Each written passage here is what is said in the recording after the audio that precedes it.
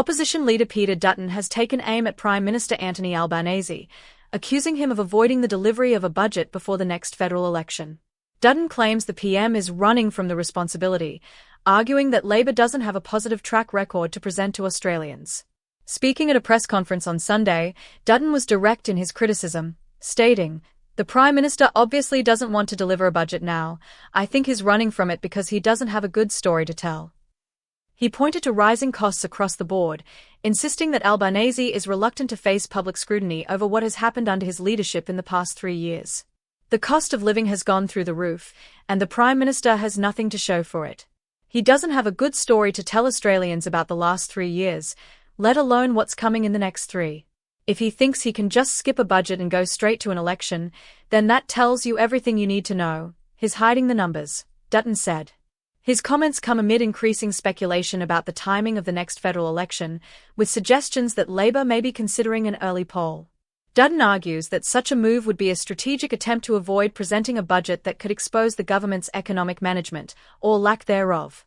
The fact is, if he calls an early election to avoid delivering a budget, it's clear he knows the numbers don't stack up. He's got no good news to share, and Australians know that things are only going to get worse, he continued. When pressed on whether the coalition would consider cuts to government spending, particularly in essential areas like healthcare, Dutton pushed back strongly. "You only have to look at our track record.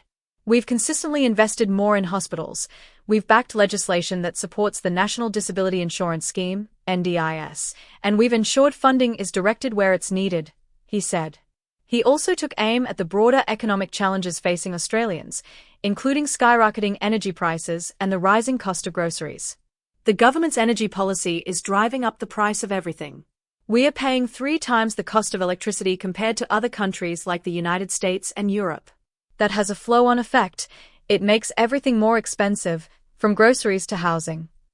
Dutton argued that the coalition has a strong record of economic management and would take a more responsible approach to easing cost-of-living pressures.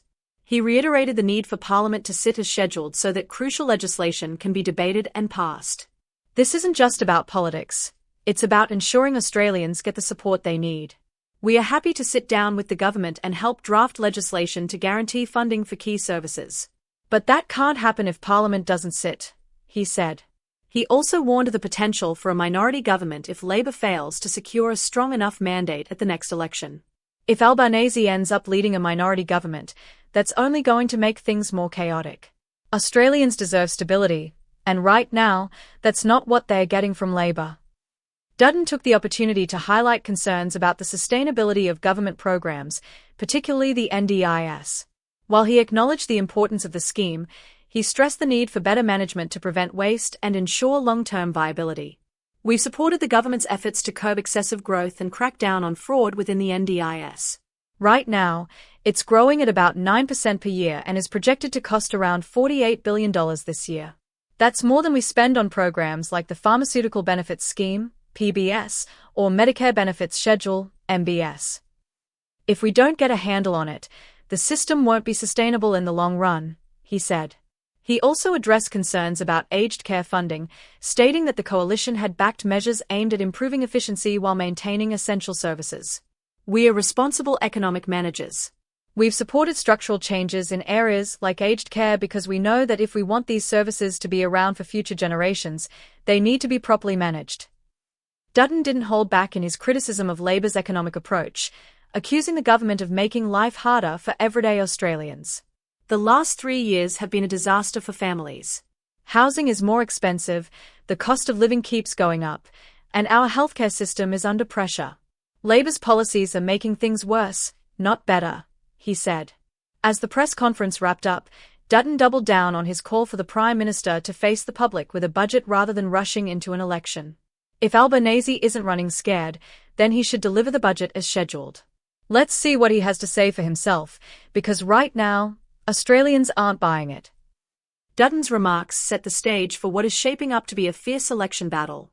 With cost of living pressures at the forefront of voters' minds, the debate over economic management and government spending will no doubt be a defining issue in the months ahead. Whether the Prime Minister will take Dutton's challenge head-on or continue down the path towards an early election remains to be seen. That's all for today's coverage. Let us know your thoughts in the comments. Don't forget to like, subscribe, and hit that bell icon to stay updated on all the latest news. Cheers!